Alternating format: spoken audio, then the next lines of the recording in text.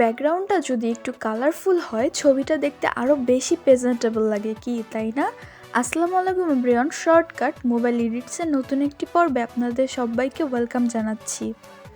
আজ আমি করে দেখাবো মুডি ব্লু কালার ব্যাকগ্রাউন্ড। তো চলেন শুরু করছি।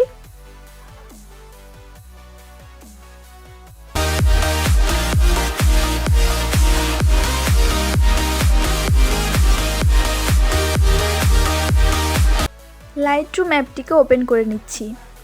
অ্যাপটি ওপেন করার পরে এরকম একটা ইন্টারফেস দেখতে পাবো। গ্যালারিতে ক্লিক করে ফটো অ্যাড করে নিচ্ছি। অল ফটোতে ক্লিক করে ফটোটা সিলেক্ট করে নিচ্ছি। ফটোটাকে এডিট করার জন্য চলে যাব লাইট অপশনে। এক্সপোজারটাকে -0.20 করে দিব। কন্ট্রাস্টটাকে -100 করে দিব। হাইলাইটসটাকে -34 করে দিব। শ্যাডোজটাকে 40 করে দিব। হোয়াইটসটাকে -44 করে দিব। ব্ল্যাকসটাকে -40 করে দিব। চলে যাব কার্ভ অপশনে।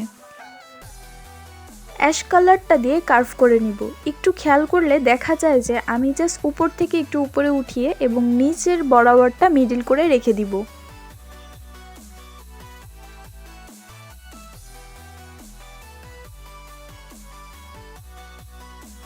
দেন চলে যাব কালার অপশনে। টেম্পারেচারটাকে 30 করে দিব। টিনটাকে অন করে দিব। ভাইব্রেন্সটাকে 30 করে দিব। স্যাচুরেশনটাকে 10 করে দিব। চলে যাব কালার গ্রেডিয়েন্ট অপশনে। শ্যাডোজ হিউটাকে 249 করে দিব। স্যাচুরেশনটাকে 40 অন করে দিব।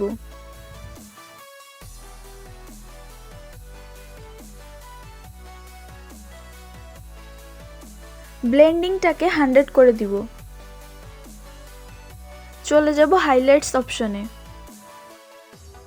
হাইলাইটস হিউটাকে 225 করে দিচ্ছি।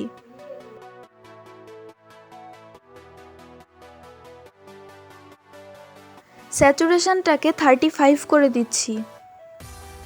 দেন ডান করে দিব।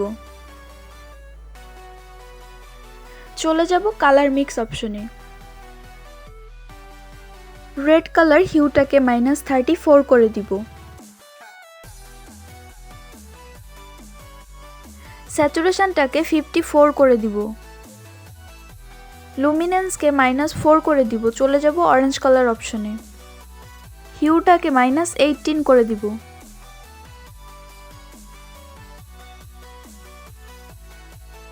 স্যাচুরেশনটাকে -28 করে দিব। লুমিনেন্সকে 18 করে দিব। চলে যাব ইয়েলো কালার অপশনে।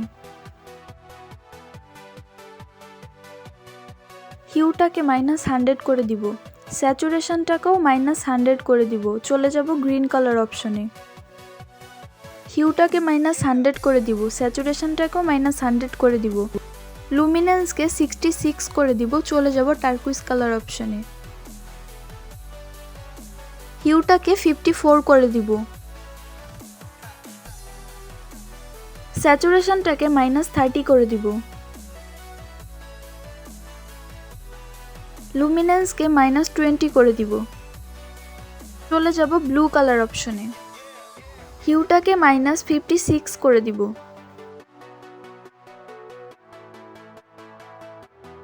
স্যাচুরেশনটাকে -30 করে দিব।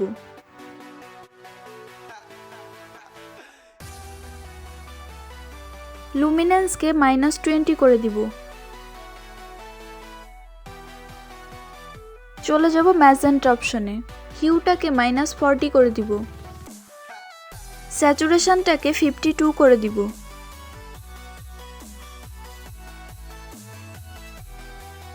লুমিনেন্সকে 44 করে ডান করে দিব।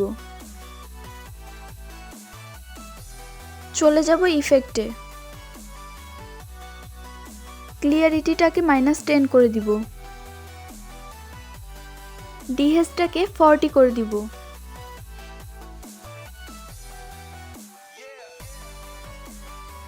ভিগনেটটাকে -36 করে দিব।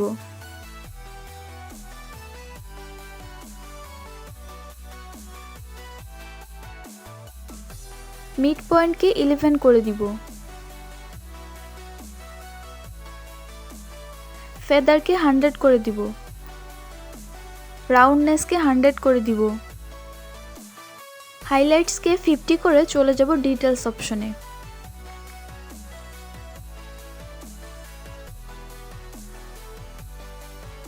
শার্পনিংটাকে 25 করে দিব। নয়েজ রিডাকশনকে 20 করে দিব। কালার নয়েজ রিডাকশনটাকে 30 করে দিব।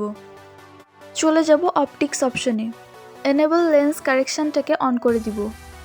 চলে যাব প্রোফাইলস অপশনে। দেন প্রোফাইল অপশনের আর্টিস্টিক 4-এ চলে যাব। ভলিউমটাকে 138 করে রাইট অপশনে ক্লিক করব।